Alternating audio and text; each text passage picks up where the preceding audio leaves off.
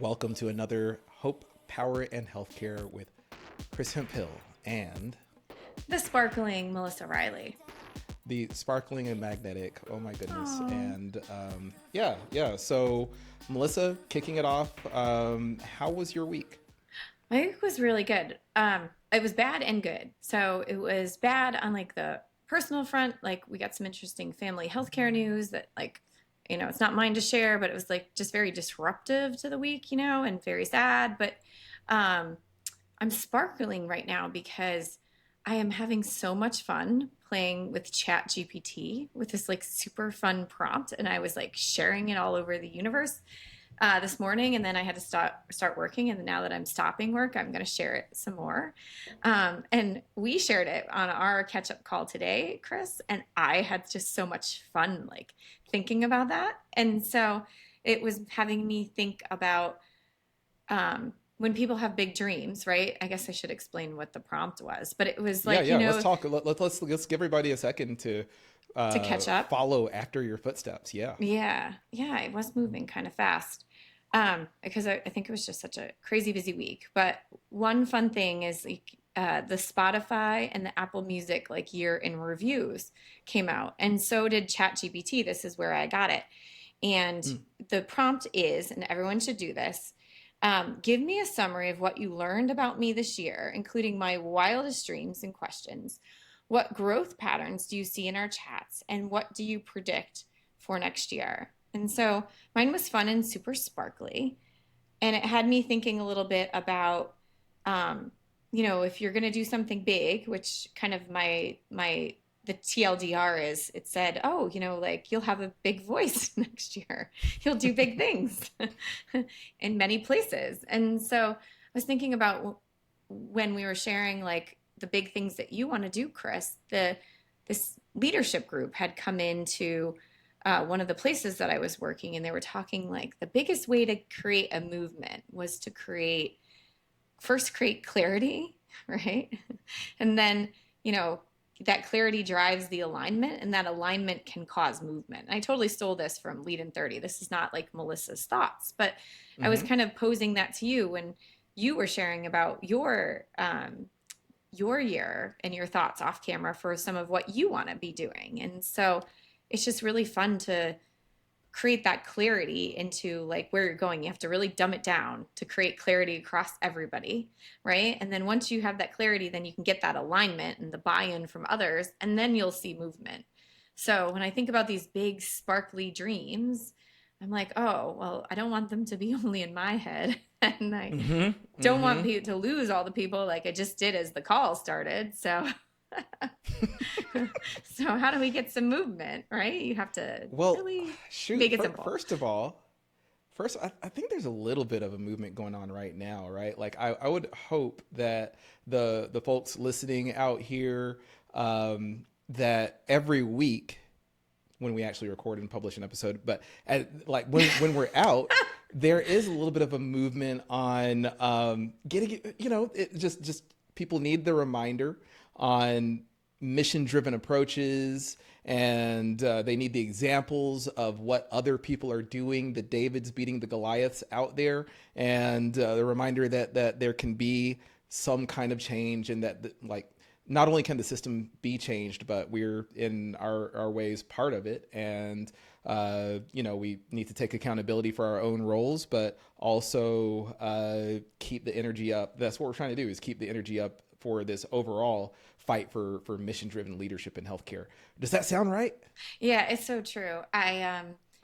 There's another meme going around. Man, I sound like we're only in the pop culture segment of the production, but um, there's a meme going around, and it has like some fun music, and it's like you put in the quote about the something, like, you know, you'll meet this man in the woods who's homeless, and people will tell you not to marry him. It's important that you don't. I really read this one, right? And it was like, it's important that you don't listen to them. And then there's this montage of like this very happy family, and this guy is wealthy and all this great things. And so like I don't really know why the homelessness thing came up or the unhoused thing, but it's really around like, you don't have to conform to what people believe about you. You can go against the grain and do your own thing. And so I was thinking about that.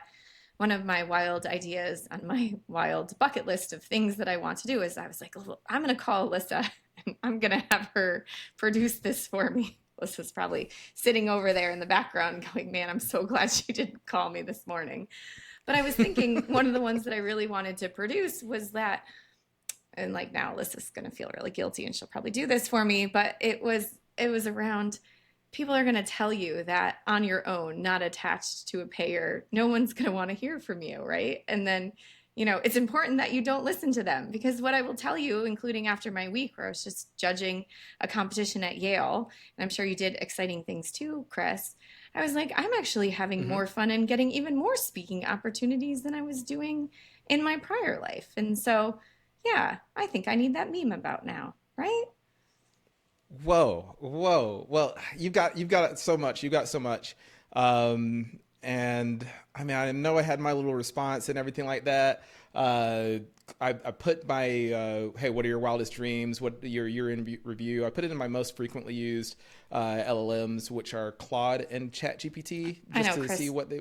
Honestly, like seriously, I put this in ChatGPT. I tell this story to Chris in the morning, and he goes, "Well, I'm gonna have to run it across my 5 LLMs." Of course you will, Chris. Well, I got a lot of love to give. Yeah, Got a lot of love to spread there. But no, there's if you have a bunch of knives in your kitchen, you reach out to the one that you think is best fit for the job. You just start getting that intuition. So, yeah. uh, They were yeah, like, don't gatekeep myself, yeah. right? But the one in Claude was pretty on the money. I mean, it knows, it's clear based on the What did questions it and say? inputs that I put. But it said, what is it? What is the one that we were talking about? You will formalize your causal inference approach, and that, I mean, formalize blah blah blah blah. The simple version of that is that like the reason I thought it was on point is just because I've been leading a book club in the Hope, Power, and Healthcare Discord called Causal AI, which is based on Dr. Robert Osazua's Ness's book, Causal AI. And the whole mission, the whole excitement is to get us into a much better, much more accurate, much more reliable and explainable and ethical version of AI that is based on causal principles. So that's just one thing I thought was on point and super excited, and maybe that's a plug for other nerds who love data science and Python to come and join us, because it's a great group, it's a great squad, and it's a really difficult book, but hands joined together, we're learning really cool. Like we're getting away from the whole correlation aspect and starting to understand how to build really powerful data science models using causal approaches. So just super excited about that and the folks that are coming along the way. Yeah, and you know what's so interesting that I love about that? I just think you learn so much more in actually doing. And so, one of the things I appreciate so much about you, Chris, is that you roll up your sleeves and you dive into it and you like take theory and you put it into reality. And I just think that's so awesome because it's like really putting your money where your mouth is. And you're like, I'm going to like lead the change. Like, I'm going to be a servant leader and I'm going to lead by doing, not just by talking, which I think is like a good message for us podcasters, And right? it's just freaking fun too. It's so boring to just like get around and like exhaustively beat up the subject and topic and everything like that without getting into it. But speaking of getting into it, like we got to talk about our weeks, because you're dropping bombs left and right. Oh, just casually, I was at Yale judging an entrepreneurial what? I know. What was going on? I Talk to know. what I what just what's going on? like I said, I like honestly like know and have like the coolest people in my network that keep saying, "Hey, do you want to do this?" And I'm like, "Well, in my year of yes, yes, I do. That sounds great. I would love to do this." And so, I was complaining that in Connecticut there's not as many opportunities for entrepreneurs, right? And so my super nice friend Matt Storygard, shout out to Matt Storygard and the Connecticut Hey Matt. Innovations Group, they do a lot with Yale Ventures, and so between Matt and my friend Liz Golden, who won the competition last year, um, one of our fun stealth clients, I got connected to this group, and this was so much fun. The science was hard. You know how, like, I feel like sometimes, I look at you, Chris, and you see my brain working because I'm like, oh, this is different words, and I'm not exactly sure what all these words mean. But then I use my context clues and I push them together, and I'm like, oh, okay, he's like patching data, or he's like, they're like basically, finding new ways to, make things better by examining the machine readable files. And so then I get it. And that's what some of it was, that, I had to listen to these incredible academics and how they told their story. And Mm-hmm. a lot of them did such an excellent job from the first presentation to the next one of better taking some of that feedback around their problem statement, like so many of the things we tell our founders to be able to do. Because I do think there's another whole translation layer when you're super academic, trying to cross a chasm to direct to consumer, or cross a chasm to like payer land. Like, it's another translation problem, like Yes. and so um, you have to have someone that can cross those chasms. And I'm not as strong in the science and assays and deep genomics, and it's different than digital health, but I love it. And so I love that stretch to push us a little bit. So you had to have seen some groundbreaking stuff out there. Like, we're talking research, and these people are researchers who are trying to translate the impact of this groundbreaking stuff into the next wave of innovations. Yeah. Is there anything that hit the heart out there? You know, I don't know. I wasn't under Chatham rules, right? So I don't want to go like super into like some of these presentations and which ones were they, because I just don't know how much I'm supposed to share. And I think I can share a lot now that they're out. Dang. Yeah, but Dang. I but wanted that skinny. yeah, but okay, like let me give some exact examples. Like one of the researchers was a epidemiologist and immunologist who was looking at a different way to tackle flu diagnoses, right? So what was interesting is I actually had a ton of experience on flu, because when I worked at Let's Get Checked, we were packaging COVID tests with flu tests for payers. And so when I looked at this use case, it's quite interesting because it's not looking at most tests look for a specific reaction for a specific flu type. Instead, they're looking for the body's reaction generally, like on a cellular level, without looking to say which flu is it, to say, is this flu or is it bacterial? And Mm-hmm. so think of like that problem on a more macular level, right? How many times do you walk into outpatient urgent care being like, well, what is this? And they're like, well, here's an antibiotic, or this is flu. And you don't always know. And so I was like, oh, this is like so interesting just for the humans out there, but you get to see some of it so early. This other person was creating new organs by taking, and this is where you guys are going to be like, Melissa is the worst at science, right? They basically, No, I want to hear this. We ain't. This is a judgment-free, non-gatekeep zone. So strike that previous comment for the record. so they decellularized uh, a gene.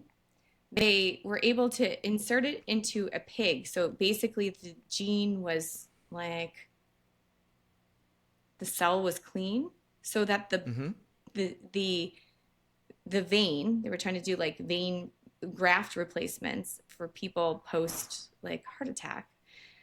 So you could put it back into the body, and the body wouldn't reject it, because this thing was no longer a foreign cell. So they like stopped the whole organ rejection problem. But they weren't asking to go all the way into humans. They were only trying to go from, it worked in mice and pigs. And so now they were trying to go into large animals. And so again, have seen this before. Usually by the time it gets to me at the payer, right? It's been Mm-hmm. approved for humans. So great. But like getting to see it so early and how the science looks, it was so cool. I'm so nerdy. Sorry. Nerdy. Oh, no, no, no, no, no. That's what's up. you need to be involved in these conversations and need to be letting the payers know and understand what the leading edge is, because we know that patients. Oh, and Alyssa has a biology background, and that's our producer. Yeah, And so you're she's probably speaking like, my, you my murdered language, that so science. that's cool. Melissa's like, the science was not sciencing, Melissa. How'd I do, Alyssa? She just This need to put nope, something in I the don't I chat. don't see that. It says you are talking my language. Oh, okay. I'm so glad I made sense.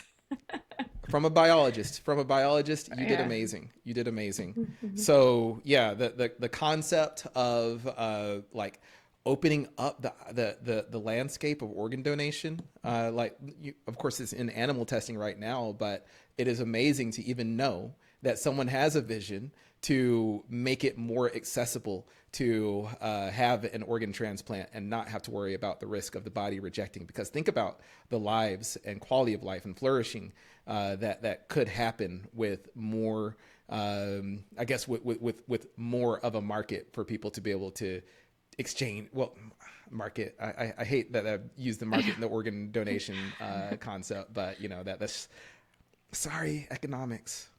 I know. I know it does feel weird to talk about selling pieces of the body, doesn't it? I mean, there's so much out there in healthcare that we can start to get into. And then I had to rush. I couldn't stay for the party because I had to rush to go to a party for one of my founders who just finished fundraising and closed her round. And so this was a founder that I had gone out with to JPM last year. And so Can you what talk if, about that? Can you specify the founder yeah, or? yeah. So Okay, Layla, please, because okay. Layla Yardani over at Emerge just closed her funding round. Yay for Layla. And she and I had gone to JPM together. We had met at BHT the prior year. Behavioral Um, health tech for those not in the know. yeah. And we went to the JP Morgan, conference in January, which is, for those that aren't in the know on that one, which is like the biggest, it's like a fundraising conference. And the fun thing about that is no one actually goes to the conference, really. You just don't go in, you just hang out outside of it. And it's like the thing is you don't actually go to the conference. And it's a place where people that are looking to be So there's funded, a rap song. I got it. tell. Sorry, if I can't get in the club in the parking lot. Oh, I was like, after the party's the after party, after the party's the hotel lobby. Like most of the meetings happen in hotel lobbies, and it's not weird, right? Um, so we were out at JPM and had been on several meetings with her throughout the year as she's been closing the round, and so it was just lovely. I got to meet her lead investor and one of her other advisors that we had dinner together in Sausalito the prior year. It was lovely. I'm so happy for her.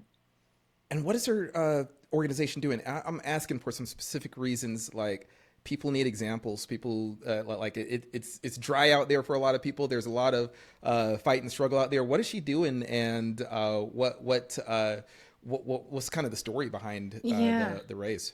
So Layla is one of the people, when she tells her story, she's one of the people that like had anxiety and panic attacks when she was younger and went to a lot of different like therapies. And what she found is this combination of traditional therapy and alternative therapies, somatic body work, things like EMDR really worked for her personally. But what she found is that the system doesn't always allow for these alternative therapies. And so she is working with Andrew Weil Foundation and has this incredible data set that actually shows the value of traditional therapy merged with alternative therapies. You know, I got your attention when I said data. And so I've never seen any data like this. I mean, I was part of Optum's data work in behavioral health between, medical health, physical health, and behavioral health, and the value of integrated care, and then part of Evernorth, data research when they talked about medical, behavioral, and pharmacy. And it's like some really compelling data about alternative care. And she's been proving the model out through her platform, working with alternative practitioners. And I just think Emerge is going to emerge, no pun Hmm. intended, as a better way to bring care forward.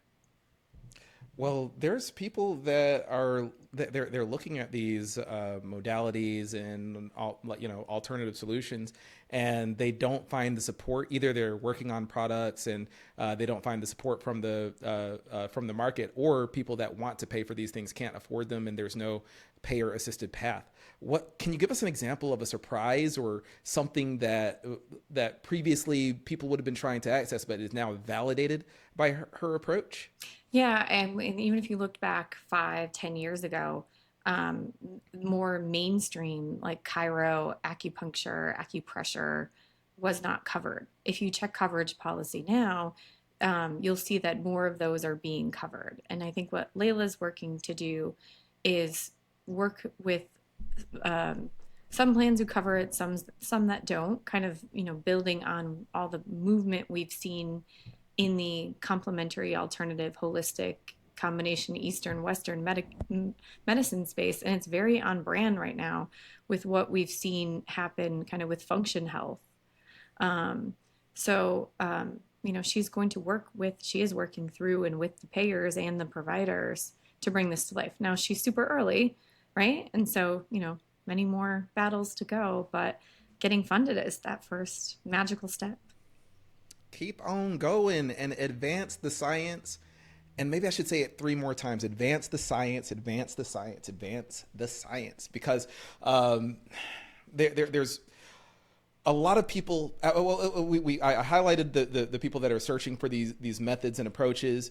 There's just people that want support from like the safety evaluation perspective too. Like there's just so many open ears for like these ways that just hadn't previously been considered to help us drive to better outcomes. So extremely excited to hear about the folks at Yale that are pioneering ways for us to be able to have a better experience with organ donation. That's a huge potential lifesaver, and I'm really interested in the potentials for this technology, for the technologies that she enables as well, and the approaches that she enables as well.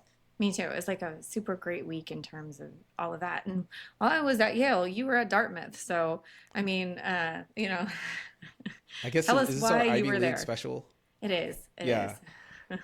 I'm gonna big shout out to Aubrey Schick, who is by trade like she's built robotics. She got her started at Carnegie Mellon University, started her own design firm, and then ended up at the FDA, helping to modernize regulatory practices around digital health. Digital health has been such a big fight for the past couple of decades, and like she really did a whole lot of hard work to modernize pathways for approvals for digital health solutions, and had the kindness in her heart to think of me whenever they were looking for a moderator for their digital health marketplace panel. So got to go to Dartmouth for the first time ever. First time in New Hampshire. First time in a very long time riding a bus. Flew to Boston and took the long haul bus to New Hampshire, and just got to see a beautiful snowy North England landscape with like I don't know, road closures and stuff like that. It was just cool. I just my dad drove buses, and it took me way back to Oh. childhood, like getting there. Well, and Uh, Dartmouth is super cute, right? So it's like a storybook New England town. And, it has beautiful architecture, doesn't it? From what I remember, we it stopped there on our way up to J Peak. Cute little town Yes, center. yeah, it literally is. Yeah, I and the hotel we were staying was called the Hanover Inn, and when you go in there, there's a giant gingerbread house neighborhood that is made up, and I felt like this makes me feel, this whole city makes me feel like these gingerbread houses. It's like I grew up in Mobile, Alabama. I have no idea what winter is all about, and yeah, going and seeing it there was really idyllic and fascinating and different than anything I'd ever seen in my Detroit/Atlanta life. Oh, I love this adventure for you. And so, who else was on the panel with you? Ooh, the panel. Oh my goodness. There were some really accomplished people. When I was asked to do it, I had no idea. I didn't know who my peoples were, but I started doing some research and loving everything about like the legacy that they're working on. We had Joel Morse, who's the CEO of a company called Curavit, which helps with clinical trial selection and design. Ooh. Um, Yeah, yes, my Yale yeah. people might have needed some of I'm that. I'm telling you, yeah, yeah, it should have been a Yale to Dartmouth pipeline with that. He's got, but I was looking into his background, more than 30 years in the field, and obsessed. Like a lot of people look at these trials and things like that as just compliance, but the angle that I wanted to get out of him was like, what's deeper than compliance? Why should we care about all this sciencey stuff? And he did a great job with my semi-facetious questions about science and getting people to focus on science itself as a North Star rather than just the FDA compliance angle. All the way from like, let's use the FDA, for example. Love my people's on the other side over there, but there was guidance earlier this year that around diversity in clinical trials, and they took that off the website. So he issued Oh. a statement right after they took it off the website. He said that we need to understand the nuances of our populations. We need to test on people. Like we need inclusive trials that represent the people that we're developing for. So no matter what the FDA says, basically, like Curavit maintains a commitment to diversity in clinical trials. That's the type of example and the type of stuff he was willing to get up on stage and say. Remember earlier this year we were talking *Handmaid's Tale* and the words that we're not Yeah. allowed to say and all that. Like I just felt really proud by the fact that he was willing to get up there and voice that science over the political whims of the day. And I think it aligns a lot into the step work that you do around reclaiming the algorithm, right? And then from the Nick Silver Institute, and so it's very on brand topic for you. It feels like Yes, yeah. Again, when I was reading up, I was like, "Oh, you said that? Okay, we gonna reclaim today. We gonna reclaim." Um, you say from the bus. yeah, I'm the bus. We about to I'm about to rise up. Um, let's see. Then there was Masashi Kaimini. I apologize if I butchered your last name, Masashi. But yeah, he was actually an investor. He started a fund called Kicker Ventures back in 2021. And again, another person that I admire for the fact that as a part of the mission of the fund is we're talking healthcare investing and all that. Like it's not hard to say that we want to work on social impact and the mission as well, and that's what he's made as part of his fund's mission. And we got to like the angle that I wanted to take with on the panel with him was around again, Melissa. Even the reason why I was asking you to go deeper and deeper on your friend who had recently gotten funding was because we just need so many more examples on what it takes for people to succeed in a difficult market. Yeah. So it was great to have him on stage to discuss that. And Well, plus, oh, I go was ahead. well, I want to make a quick point. Like, so for me, there's not an incongruence between money and social impact as much. Like, I think you can make money and you can do good for people in the world. I don't always think, one cannibalizes the other, but I do Correct. think there's actually, if you ask people, um, someone else said this the other day, if you ask people of like all the things that they might go without, right? If they were trying to save money, healthcare actually rises to the top. So to me, it feels like there is I don't know, it's an economic theory piece of like, there's maybe a belief that's out there that healthcare still should be somewhat funded through someone else, right? Or we're willing to go without it, until it's desperately needed. Like at least the preventative side feels like a luxury still in the world, and maybe it shouldn't have to be. And so maybe that's why there is that incongruence between doing good for some and the money making aspect, because they feel like, hey, it's a luxury. Ooh, healthcare as a luxury, and that. plays out in when we see spending patterns, but sadly it plays out in morbidity patterns as well. Because Dr. Ziad Obermeyer, he put out research, I forget the name of the paper, but this was, I think, probably in 2020, 2021, linking drug price increases with mortality. So it is powerful to like just see it so plainly spelled out that for X unit of increase in particular life managing or saving medication results in Y deaths. So yeah, it is a grim reality that we're walking that line there. My takeaway, I think, for both of our weeks on some level, kind of goes to this for the people that are out there. They've spent a ton of time. The ones that are winning right now have made their argument with money. I don't know Mm-hmm. if it could be made lots of ways, right? Like uh, this thing is going to produce Y return.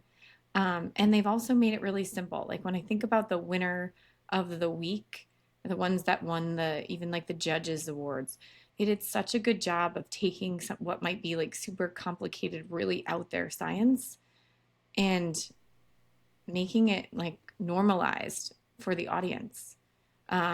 Because I think that's the hardest part is like making some of this novel science that we're not all experts in digestible, to create that alignment and that movement in the industry.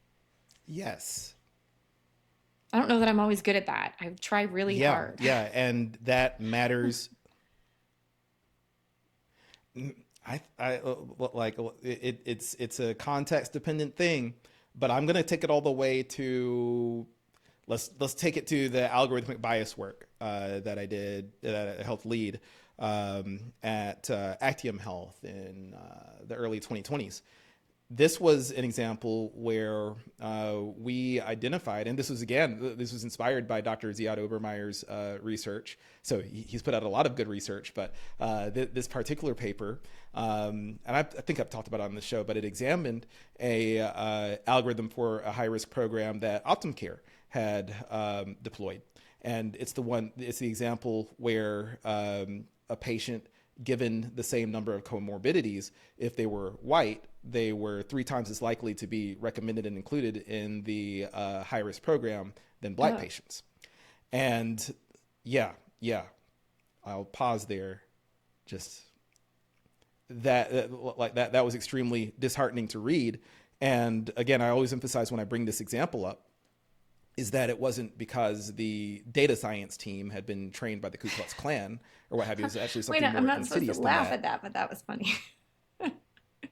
Hey, we sometimes I Yeah. go grim on here, but I say that to emphasize that people who are very well intended could still be creating a future, creating a society that they don't want to do. Hey, it even goes all the way to the causal AI conversation that we were having at the beginning of our chat. Like when you go with like what mechanisms are actually causal to what you're trying to enact, then you don't make the same kinds of mistakes. In this case, the mistake was that the algorithmic approach used healthcare spend as the target Mm-hmm. rather than some kind of proxy for how sick people were. Like healthcare spend, it's a fair assumption to say, oh, these people spent more on healthcare, therefore they're probably sicker. And you probably X% accurate on that. But you start missing out on an entire class of people who may be just as sick, but either couldn't afford So went care without. or weren't culturally. Yeah, and so they went without, like in that example earlier, or when I brought this story up with an Asian individual, and actually one of the people that was working on the algorithm with us, who I would say she led a big chunk of the work and did the bulk of the development. Ling Hong, she they're from a culture that is less disposed to going to the doctor when sick and might like have cultural impact Well, and they to might tough it out. actually choose So if you're going by Western going all the way full circle back to emerge, they might choose alternative treatments instead. Yeah, and what ultimately happens is that doesn't get caught in the data. So something that looks good and the numbers like really suss out because you were able to find the highest cost and spend and like do your machine learning correlation between all those characteristics, you miss out on big swaths of the population. But long story short, though, because we're on a tangent here where I'm explaining the depth of the inspirational paper, but in practice, we at the time we were running clinical predictive algorithms using machine learning, and it was like, okay, well, what if we're actually perpetuating bias too in our approaches? And it turned out that we were. Wow. So Guilty. we went on a very long journey, a very long, difficult, and expensive journey to mitigate the bias in those algorithms. But that price, like if you're working in healthcare ethics, or if you're working in ethical or responsible AI, like it's still like just like everything else. Like if you want an investment on mitigating bias and addressing the challenges in those algorithms, there still has to be like we always want to do the right thing, but it's just time and time again, like if some people might engage on efforts because they were able to persuade this group to do it, but then once they leave the organization, it's gone. So we built a strong commercial case for mitigating bias in healthcare algorithms. That was contingent upon, well, hey, a lot of hospitals have socially responsible programs that they might want to be driving engagement to. It was also there's a mission in healthcare like this is going to help hospitals actually achieve their mission in reaching out to their populations, and because like the algorithm itself and the approach it expanded outreach to Asian patients, Black patients, et cetera, and even in some cases, white patients. It expanded outreach that otherwise wouldn't have happened because we had built this equity orientation into the algorithm, and that outreach to that otherwise wouldn't have happened is also dollars that go into the bottom line. So in order for it to be sustainable after I left, we had to, it was more than just building out the machine learning algorithm. It was training our customer service and sales teams on how to discuss it and how to use it as a market differentiator to straight up win more deals. So that ethics to like, there are actually people that want to come on the show and talk about the ethics and basically measuring the ROI of ethical approaches, and I don't know, it sounds like a pretty exciting way to venture I think down. I would love that topic. I feel like now naturally I go through my day making business cases, whether it's for my clients or just, for myself in general. I'm like, should I do this workout today? What is the health Mm-hmm. ROI of this? And then I'm like, well, will my mood be better? Will I have more patience? And I'm like doing the calculation in my head. And the answer is yes, you will feel better if you go. The answer is hell yes in that case, because oh my god, like the exercise and the mood, 100%. So I guess that's Masashi. And then we had Todd Whitehurst, who is currently a digital health platform lead at Sanofi. But goodness gracious, this man was one of the original developers of HealthKit in your Apple No phones way. and the Apple Watch. He is a digital health OG, and he represented the engineering perspective. And I Not the was really pharma. excited Like to have him. Sanofi's like the pharma company, right? So did he not have the pharma Well, lens? but he's an Oh, engineer okay. though. Got it. He, yeah. So he's working for a pharma company, but we're, at this Dartmouth audience, this digital health audience, and everything like that. I wanted this panel to celebrate science, like celebrate what it takes to develop science that addresses the needs and nuances of a population. I wanted it to celebrate funding as well. I wanted it to celebrate like, hey, where we choose to focus our dollars has an impact on the future that we want to create and see, and at the same time, You should write a book. help people understand like, No, I mean, did you design this panel Um, yourself? I mean, what a thoughtful panel. Wow. no, Oh, Lisa Marsh, director of digital, director of I think digital health and behavioral health at Dartmouth. She identified this squad of people and yeah, said, you "Hey, you had a go ahead thesis. and I mean, this was not a commercialization panel where people pay to play. This was like a well thought out, well designed, you know, ecosystem that was on the stage. Did you get good questions? yeah." 100%. And guess what? Guess what? You were included in there too. They mentioned you in the intro because of our Oh, how podcast. do they even know me? Yeah, Um, I just I'm gonna say this. I'm gonna say this.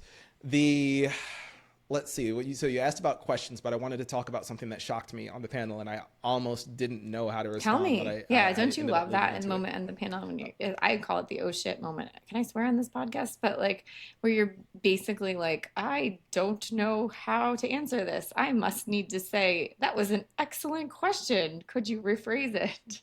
Yeah. Well, I'm going to say this, and I'm going to say this with a disclaimer that I asked each panelist permission to record the entire session. Oh, we can play it? We can play some of So it. Yeah, let's do yeah, that. the audio is bad, After Alyssa but makes my the meme, she can splice in the panel. we got the panel recording bad audio, Okay. great content. Because the part that made my heart wrench was when they talked about global perspectives, and specifically like it had been a subject of the conversation, like why aren't health plans willing to pay for things that consumers have demonstrated they're Because they interested in don't sell to doing. consumers. That's the And answer. well, well, Oh, reimburse. got Let's it. say like reimburse technologies and approaches that consumers have expressed interest in overall. How did you But answer the that? heart wrenching I part want to grade was that that answer. How was that question answered? oh, I actually Oh, I asked it. I asked it of Andy Molnar, who's the industry lead for digital innovation at the American Telemedicine Association, and he said, really? Oh, I don't know. you Yeah, stumped. ultimately, It was a panel stumping question. Amazing. but this was like when I asked it in the audience. But the part that I wanted to get into, the heart wrenching part to me, was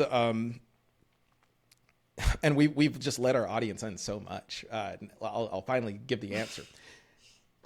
When we talked about investing in American innovation, and you have these leaders who are leading like global venture and pharmaceutical firms, and they said that it's more difficult to acquire reimbursement in the United States than it is in many other countries. So a lot of times they're actually focusing their latest and leading innovations in these other places where they know that that returns are more attainable. Hmm.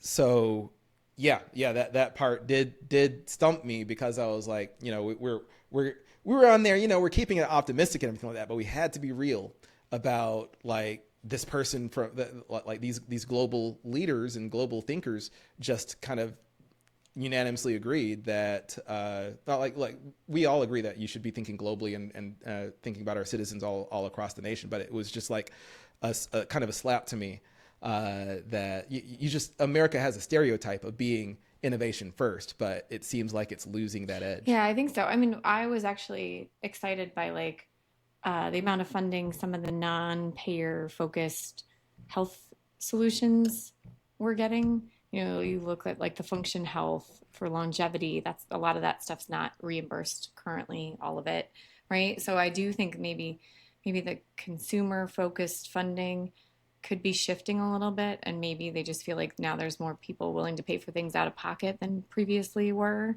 I don't know. It's like the investing's interesting right now.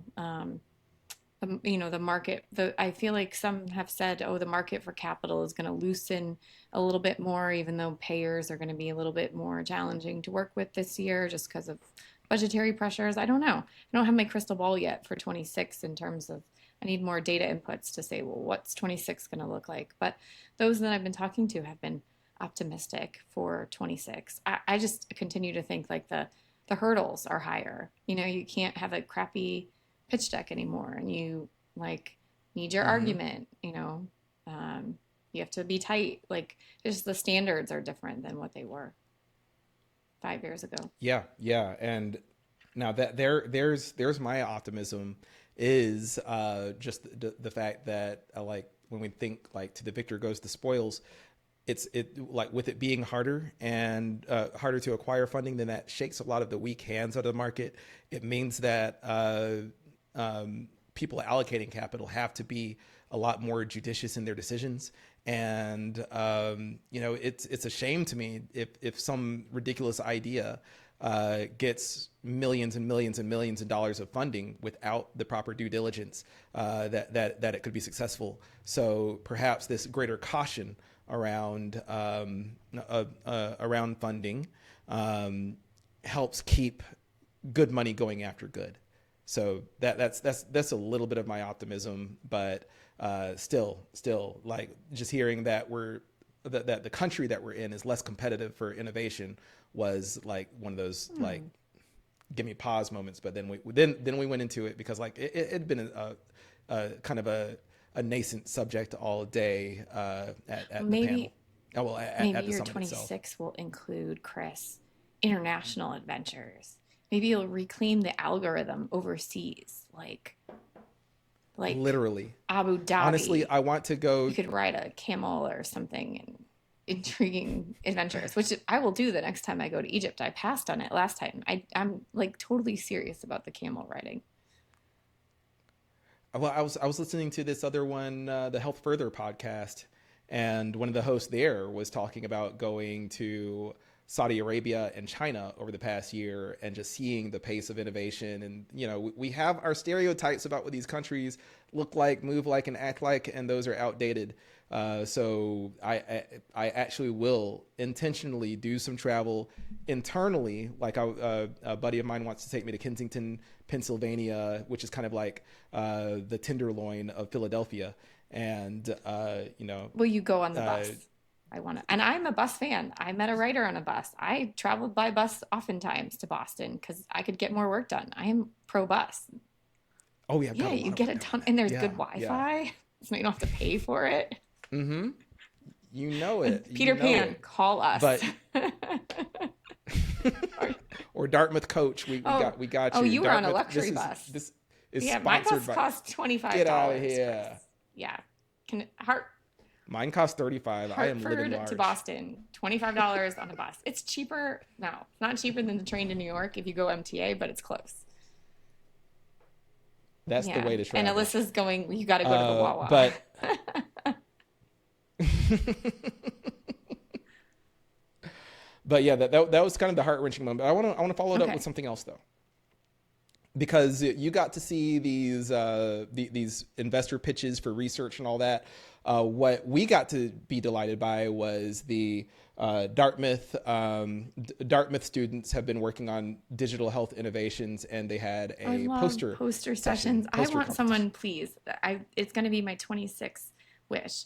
I want to be not just a pitch deck judge. I want to be a poster contest judge because I like the written aspect of it too. Okay, I'm gonna say it, Lisa Marsh. If you are, because Lisa, she announced the one who set us up at Dartmouth. She announced our podcast, and I think she might have been the one to organize the Oh, poster judges. okay. I'm going to So find her Lisa, on put LinkedIn. Be Melissa on like there. 26 wishes, Yes. my wish list. Abu Dhabi poster the presentation judge. so the poster that won was really fascinating to me because I didn't know that it was going to win or whatever, but I go up and I'm like, hey, can I just read this really quick? Then I'll ask questions afterwards. And I read it and I got to a certain point on the board and I was like, I am literally shocked right now. And she said, why? And like just that what this poster was this eye tracking software they developed that while you're using a digital mental health application, it's intended to to use your eye movement to determine mental state. Yeah, yeah. So they developed this approach that could just very low latency do it It's on phenotyping, phone. right? And It's an element of digital yeah, phenotyping. Yeah. it is. It is. See, Yeah. did you love my And the science? You part did. that blew me, You did. I amazed you look with at that. that. Look at Like, that. yeah. Yeah. Billion dollar words, categorization going Okay, on. keep going. I Absolutely. won't interrupt anymore. Um, yes. But the part that was shocking to me was looking at the comparisons. They used a bunch of different machine learning approaches and compared which one was the best. Now that practice is like I really love it when people go all the way to very basic algorithms like logistic regression and all that. You want to test like the latest AI methods and latest like the latest stuff that's getting all the press out there, but you also want to see if it outperforms those very basic algorithms, right? Does Yeah. that make sense? Like you want to Well, like yeah, there might be the massive transformer, but you want to see if it can well, beat and out the basics. I've been a big fan of like personalized medicine, and so one of the things that really resonated with me when I was selling digital phenotyping like 8 years ago, when it was like this wild, crazy thing. In this case, it was fingertip pressure on your phone could detect neurological changes, right? I think one of the things people fail to understand is it's the deviation from the norm. So that's what detected the neurological changes. Like if you're always touching your phone one way and then all of a sudden you're touching the phone differently, right? It's like if your eyes are moving one way and then they see a spike and a variation in the data, right? That data element Mm-hmm. is intriguing, right? And so I mean, I don't know which classification of data science this would fall into. Chris, you can educate all of us on it. But like for me, it's like it's as simple as like it can detect changes from the norm. And then changes from the norm are interesting. Anomalies mean something, like sometimes, and sometimes it doesn't. This tool helps you understand when the anomalies mean something. And I just wanted to say that the output that we all see is whatever algorithm did perform the best and beat those meet the expectation, like perform the best, but also meet the product level usage speed expectations and things like that. The one that did the best in this case, like I mentioned, that there were you can use the latest, most sophisticated algorithm that you can, but you always want to test it against the baseline. And I mentioned logistic regression in that. That actually is the one that won. So we're talking about the old school. Like I was so shocked. I was like, my friend, logistic regression won the day that beat out great extreme gradient Okay. boosting and all this But other did stuff. it win because this is the interesting part, right? So your mind goes to the data science. My mind goes to did it win because people understood it? Did they tell the story in the best way? Like what dimensions did this thing No, no, win? I'm saying it was the most accurate and it was the Okay, so it fastest. actually won Like it in the didn't. data None of the scientist testing. it. Yeah, knocked it out of the park. I was like, hold up, extreme gradient boosting. That's the one that's supposed to win. AI. But no, and she told me that they had a huge number of variables, and they were beating themselves up over it too. But by a large margin, the one that wouldn't be called AI in today's parlance was the one to So achieve the could victory. And it made me Yes. think of, So we could say oh, go ahead. oldies but goodies, right? Like all this fancy stuff is coming forward, but really, right, there's still such validity and goodness in the old stuff. Yeah, and I mean, again, you hear me talking about Bayesianism all the time. The that statistician died in the 1700s, but his work Oh, lives I on for feel like some I reason. didn't think he was that old. I'm sure our audience didn't He's either. not that old. He's 300 Yeah. years Oh, young. yeah. Our buddy But Bayesian, I thought you were yeah, just hanging out with him in college. no, not quite, Thomas. Um, Wait, can I tell you one funny thing and then we can maybe perhaps wrap all up for the day? So, I had this exact same thought this weekend. So, I was meeting another founder, a friend of mine from Connecticut, and we were meeting in the Starbucks in West Hartford, Connecticut. And I guess there's this group of men that meet there. And we sat down in, I guess, their spot. And one guy was reading Thomas Paine's Common Sense. And I'm going, yeah, wow, like deep lore. deep And I was lore. like, like who's like I didn't know if this was a pretentious thing. It was kind of a cool thing. And he was like, "Oh Hmm. yeah, I got into it because I was watching a Netflix documentary on the Revolutionary War." And I thought to myself, if, I should read this Common Sense. And I was like, "Okay, dude, you're cool. I'm cool with this, right?" So, oldies but goodies, Chris. That's my pop culture moment. I ordered a Yes. copy of Common All Sense, these right? but Because I hadn't goodies. read that in college. So I did. I You did. Yeah, I did. had a free credit on Audible. I figured, yeah, maybe I want to read Common Sense. I can't wait. I can't wait for the pop culture breakdown Oh when my you've God. completed Should I that try to read on it ahead of Common next Sense. week? Maybe I'll love Common Sense. Okay. I think I have so. two books. I have two I books. think I have so. two books. I have the Venture Fund Blueprint, which I'm excited about, and Common Sense. I'll tell you which one I liked better. But I did want to finish up though on that thought about logistic regression winning the day, which is people get the like. It's not that AI is better or worse than anything. The idea is that you now have more tools Oh, in your yes. toolkit. So yeah, yeah. So rather than like responding to all the hype by thinking that everything has to use transformer architecture or extreme gradient boosting or like basically, and for those that don't like, not everything has to use the latest lingo in machine learning. Instead, think of it as a toolkit where if you want the best and fastest approach, you have more options available. So I'm thinking like this logistic regression thing that outperformed all the AI stuff. Like how do you even market that? If would do you want to use the slower one and call it AI because that's what gets the attention? Like it's just strange to me, and I have the deeper story on that, but we can save I that for think another I time. think one episode, not next week because we have something exciting planned. I think one episode you have to help people understand how to choose from tools without necessarily having Mm-hmm. to call your friendly data scientist. If they can call you. But like if they're on their own and have to choose different statistical or data science methods, what should they use? So I'm gonna that's a hanging chad that you're gonna have to hold on to until two episodes for now. But I will bring this question back. Okay. I might even phone a friend on that one. I've got some people that would be really fun to have that episode Whatever with. you want. But I want this Cool. question answered. Well, I guess with that, okay. Do we now transfer into the pop culture section? Well, I told you mine. I did Common Sense. That's my pop culture moment. Common sense at the Yeah. top. Okay, okay. We'll take that one. And mine, hmm. I was gonna buy time Oh, with it. you want another one? I mean, I always have one.